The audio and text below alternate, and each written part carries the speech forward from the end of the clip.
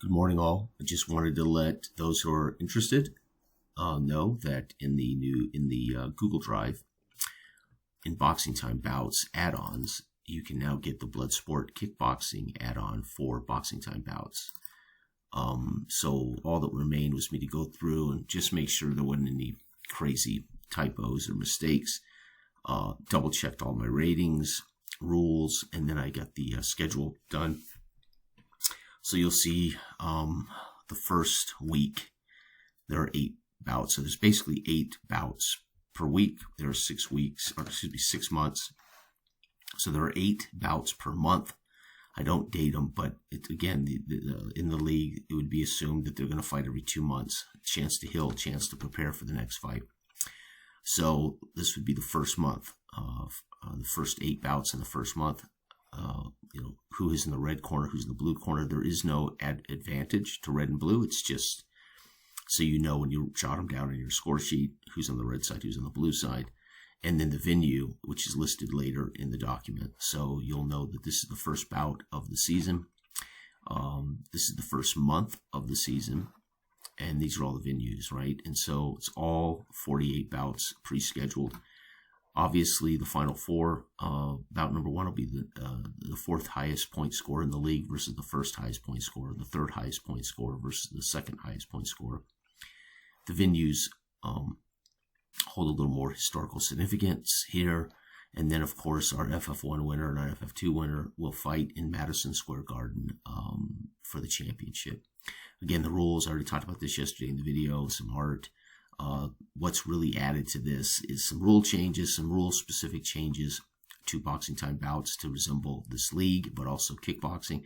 And then, of course, a highlight for the style of knockout artist. What kind of knockout did they score? And then the rating formula. Again, you can use this formula to rate all your your Boxing Time Bouts boxers. So you can also get all the boxers that you make as well as the boxers that are in the book.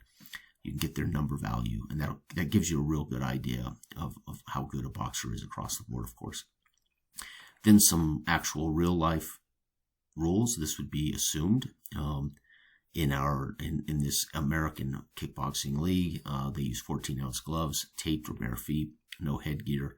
They cannot punch or kick below the waist. There is no knees or elbow strikes, and of course no takedowns and grappling.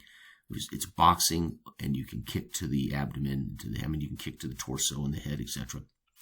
So these are real life rules for just so people know what kickboxing is, right? It's not Thai kickboxing. It's not MMA. I think most people would know that, but still. And then about venue. So again, for those who see on the calendar number 2, you come down here and say, where is number 2? Number 2 is the Cow Palace in Daly City or San Francisco. And why did I put the date? This is the date it was built. All of these venues were active in 1976. All of them, I think Detroit. I can't remember. One of these closed, though, in a fairly short amount of time. Well, it might have been the Caesars Palace. I think it was closed. And I can't remember now which of these venues closed, but it won't matter. I mean, you're in your fictional universe. You can pick any venues you want, but I just tried to make sure that these venues were actually active in 1976.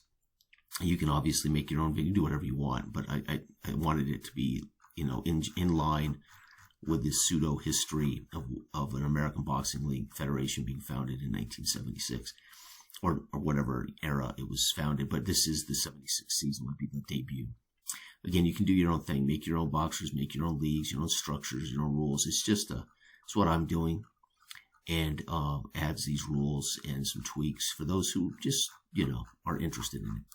It's free, so take it or leave it. All right, everybody, have a wonderful, wonderful week. Bye-bye.